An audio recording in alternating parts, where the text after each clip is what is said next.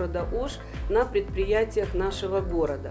Наши вот компании заинтересованы через ваши порты, там, сейчас вот логистика идет, через ваши порты, там отправка товара. И создадим все условия для... Швейная промышленность у нас, безусловно, тоже есть, но это тоже для нас будет интересно. Вот мне сказали, что и у вас есть борцы, и я думаю, что вот в этой отрасли, в спорте, мы с вами будем сотрудничать, обмениваться и спортсменами, и тренерским составом.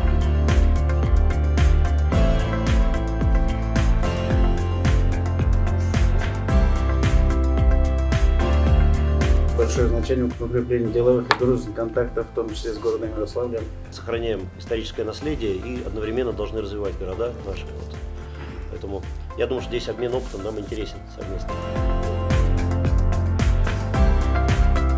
В сфере промышленности вот именно, может быть, есть какое-то уникальное предприятие, с кем можно будет наладить сотрудничество, да?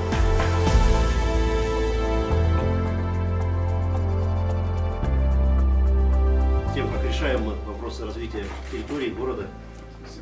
Мы стремимся сделать Ош более развитым и современным городом, создать лучшие условия для развития туризма и привлечения инвестиций в социальную сферу.